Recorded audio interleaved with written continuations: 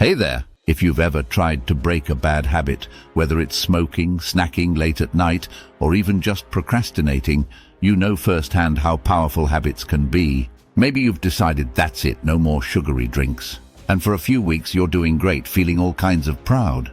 But then out of nowhere, the cravings hit. You grab that soda, the cycle continues. Sound familiar? Welcome to the fascinating world of habits. Today we're diving into The Power of Habit by Charles Duhigg, a book that offers a deep insight into why we do what we do and how habits shape our lives, often in ways we don't even realize. So, grab a seat and let's explore how habits work, why they're so powerful, and most importantly, how you can change them. Habits exist as simple cue routine reward loops in our brains. Did you know that according to a 2006 study from Duke University, around 40% of the actions we take each day are purely habitual? Let's break this down with a story from the 1990s when researchers at MIT were studying how habits form in the brain. They conducted an experiment with mice and chocolate. Sounds fun, right? These mice had to navigate their way through a T-shaped maze to find a piece of chocolate at the end. When the mice were first placed in the maze, their brains were working hard. Lots of activity. Eventually, they started to learn the way to the chocolate. Go straight, then turn left. Simple, right? And you guessed it, over time, their brains stopped working so hard. This sequence of actions became automatic for the little critters. The researchers called this process chunking. It's the way your brain takes a series of actions and turns them into an automatic routine. It's also what lies at the heart of habit formation. So this is how habits save us time and energy. Imagine if you had to think hard about every little thing, you'd be exhausted just from brushing your teeth. When habits form, they stick with us, often becoming second nature. But here's where things get tricky. Even people with severe brain damage, like in the case of Eugene who lost part of his memory, can still follow their habits. Scary, huh? It's all thanks to this small part of your brain called the basal ganglia. So what does this mean for breaking habits? Essentially, when you're trying to fight a habit, you're sparring with a part of your brain that generally resists change. All right, quick scenario for you. Imagine every afternoon you've been treating yourself to a chocolate chip cookie.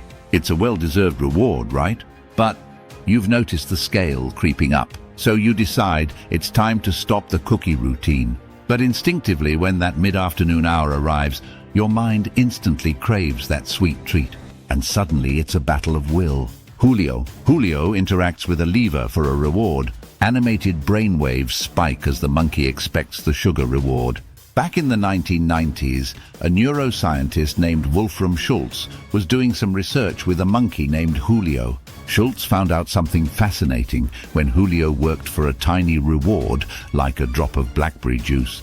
His brain actually lit up in anticipation before receiving the reward itself. It was like his mind was already enjoying the juice, even though he hadn't tasted it yet. That anticipation is the root of why we crave things. It's a brain pattern that sets the wheels in motion for making habits incredibly hard to break. When Julio didn't get his juice, he felt frustrated, just like you might feel if you try to skip that beloved cookie. Here's the good news. You can use this same principle to form good habits too. It's all about making sure you're craving something positive from that habit. Want to stick to regular exercise? Find an endorphin rush, a sense of accomplishment, or maybe a guilt-free treat afterward. The key to make a habit stick is linking it to something you crave.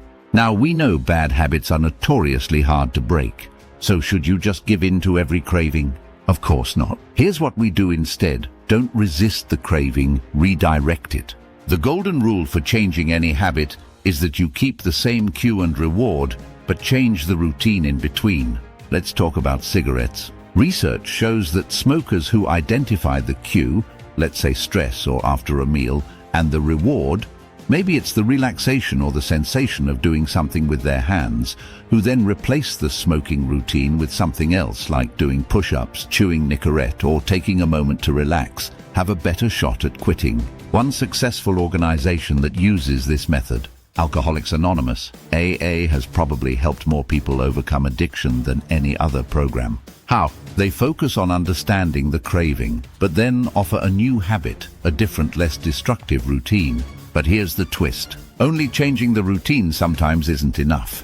There's one more powerful tool you need in your arsenal. In the 1980s, Paul O'Neill took over Alcoa, a struggling aluminum company. Investors were puzzled when he announced that his focus wasn't going to be on profits but workplace safety. But O'Neill knew something they didn't. By focusing on safety, he would also drive overall success and productivity. Safety became the company's keystone habit. Keystone habits are foundational habits that create a ripple effect, triggering more positive behaviors in other aspects of life. For O'Neill, making safety a priority meant employees had to communicate better, identify risks, and work as a team. This approach ultimately led to an incredible financial turnaround for Alcoa. For individuals, keystone habits are just as powerful. Something as simple as keeping a food journal, sticking to a consistent workout, or wait for it. Making your bed each morning can have profound impacts on boosting overall well-being and productivity. Studying the impact of these habits on people's lives really shows where success begins. But where does willpower play in this equation? Willpower is crucial. As a habit, it's like a muscle that you can grow stronger with practice or that can tire out over time. Remember that famous study where kids were given the choice to eat one marshmallow or wait and get two? Those who waited longer showed better life outcomes later on, better grades, healthier relationships, more control. Basically, willpower is a keystone habit that leads to success in other areas, but it's also expendable. Tackle a tiring task early in the day, and you might not have willpower left for your workout later on. But just like any muscle, you can strengthen it with the right training. Building willpower may involve practicing habits that demand resolution, like sticking to a budget or following a workout regimen. Beyond that, it's also vital to anticipate and plan for difficult situations. Starbucks, for example, prepared their baristas for stressful experiences by creating a specific method called LATTE, which stands for listening, acknowledging, taking action, thanking, and explaining. This process enabled Starbucks employees to maintain their cool under pressure. Let's talk about organizational habits. Just like individuals, organizations have habits too, systems of behavior that can either help or hurt them. Unfortunately, those habits can sometimes lead to disaster, like the tragic 1987 King's Cross fire in London. A burning tissue near an escalator was reported to a ticket collector. However, because of complicated organizational habits, he didn't act. Eventually, this led to an explosion that tragically claimed 31 lives. In organizations, responsibility often becomes fragmented, with different departments avoiding stepping on each other's toes. But when a crisis hit, it created the momentum needed to change things for the better. This tragedy sparked crucial changes in London's underground system and provided a blueprint for leaders everywhere. Capitalize on crises to force positive change. Have you ever wondered why supermarkets place fresh fruits and veggies near the entrance? It's not where they'd be least damaged, but it works on your mind. When you fill your cart with healthy items first, marketers know it's easier to convince you to add guilty pleasures further down the aisles. Retailers like Target have taken this a step further by using data science to predict and influence our purchasing habits. They identified that new parents are particularly profitable customers, so they started marketing to expecting parents even before their babies were born. While effective, it became clear that this level of targeting could feel intrusive. Target learned that they had to disguise their intentions amid more generic marketing to avoid customers feeling uncomfortable. This strategy isn't just limited to retail. From radio hits to TV shows, when marketers want to introduce something new, they cleverly wrap it in the familiar to increase acceptance. Rosa Parks, you've probably heard her name associated with the civil rights movement.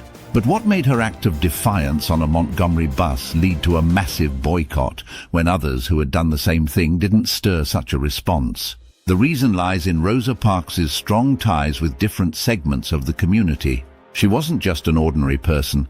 She was a social beacon, deeply connected to people from different backgrounds and social circles. The Montgomery bus boycott didn't just happen because of one brave woman's action. It sustained itself through peer pressure and a shift in social norms. People began to form new habits inspired by Dr. King's message of peace and unity. And soon, independent organizations and activities were fueling the movement's momentum. This case shows that societal change isn't spontaneous. It follows the same principles of habit formation, strong connections, social influence, and eventually, a shared belief in and commitment to something bigger than oneself. Finally, let's talk about responsibility. Consider the deeply tragic and complex cases of Brian Thomas and Angie Bachman. Thomas, in a state of sleep terror, tragically killed his wife, truly believing she was being attacked by an intruder. Bachman, on the other hand, gambled away her fortune and tried to argue in court that her addiction was a habit beyond her control. Despite both arguing from a perspective of habit, Thomas was acquitted, while Bachman faced tremendous judgment and was held responsible. Why?